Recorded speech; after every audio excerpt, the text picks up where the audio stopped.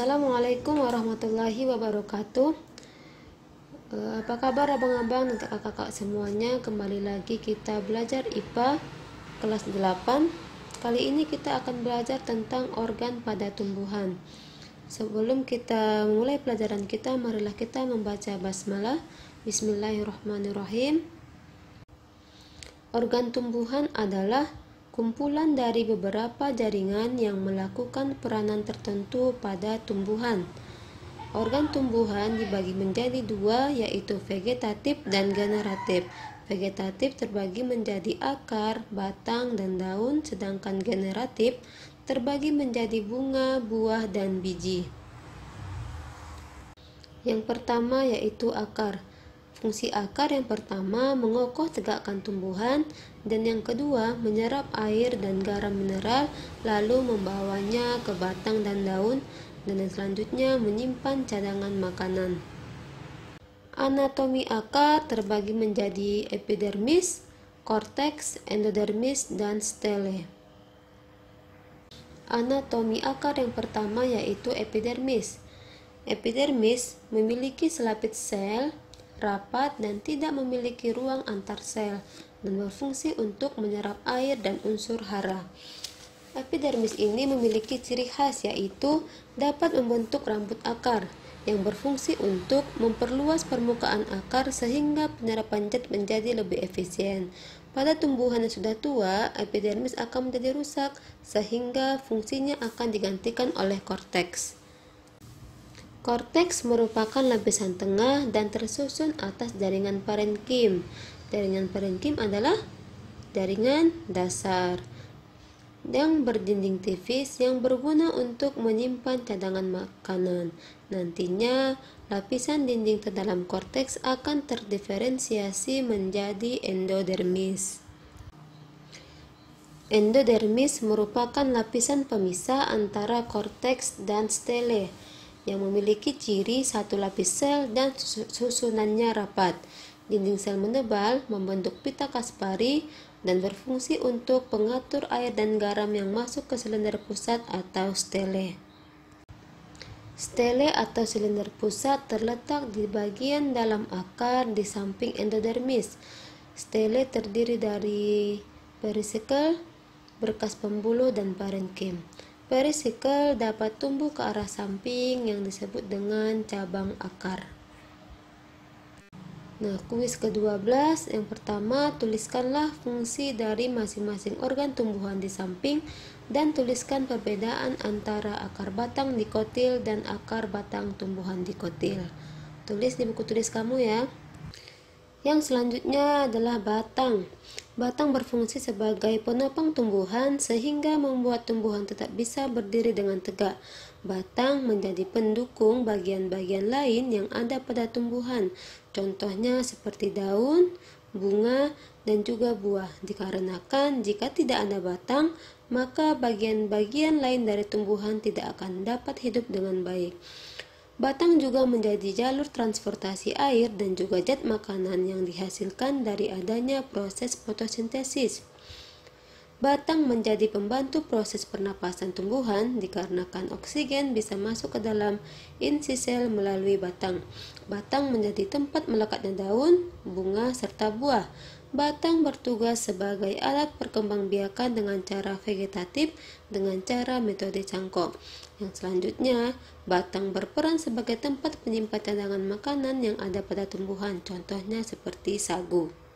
Susunan anatomi pada batang hampir sama dengan akar, yaitu terdiri dari epidermis, korteks, dan stele. Perbedaan antara batang tumbuhan dikotil dan monokotil yang pertama yaitu pada batang tumbuhan dikotil, ikatan pembuluhnya tersusun dalam satu lingkaran, sedangkan pada tumbuhan monokotil, ikatan pembuluhnya tersebar. Pada tumbuhan dikotil, letak floem berada di sebelah luar xilem, sedangkan pada tumbuhan monokotil, floem serta xilem bersebelahan.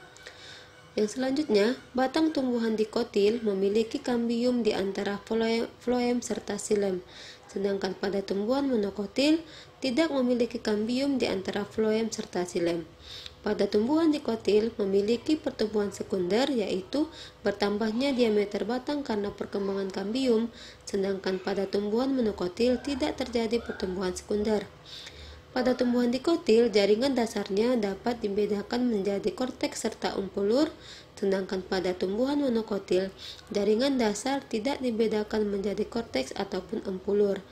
Dan yang terakhir, batang tumbuhan dikotil tidak mempunyai sel-sel seludang pembuluh atau sel-sel khusus yang membungkus xilem dan floem serta yang ada di daun, sedangkan pada tumbuhan monokotil memiliki sel-sel seludang pembuluh. Organ tumbuhan yang ketiga yaitu daun. Daun berfungsi sebagai tempat proses fotosintesis, membuat zat makanan dan pernapasan serta respirasi. Anatomi daun biasanya yaitu epidermis, mesofil, jaringan pengangkut, jaringan penguat, dan jaringan sekretor. Yang pertama, jaringan epidermis. Jaringan epidermis pada daun terdapat di lapisan atas dan lapisan bawah. Lapisan epidermis adalah salah satu bagian dari anatomi tumbuhan yang merupakan lapisan terluar yang berfungsi sebagai pelindung tumbuhan dari beragam kondisi dan efek buruk lingkungan luar. Tidak hanya ada pada daun, jaringan epidermis ini juga bisa kita temui pada bagian akar dan batang tumbuhan. Di samping sebagai pelindung tumbuhan mulai dari akar, batang, dan daun, jaringan epidermis juga berfungsi sebagai penyimpan cadangan air. Air yang tersimpan pada jaringan epidermis ini nantinya akan dipergunakan saat kondisi tanah berada dalam kondisi kekurangan air, sebagai bantuan untuk melakukan proses fotosintesis. Yang kedua, jaringan mesofil. Jaringan mesofil terbagi menjadi dua bagian, yaitu jaringan palisade dan jaringan spons.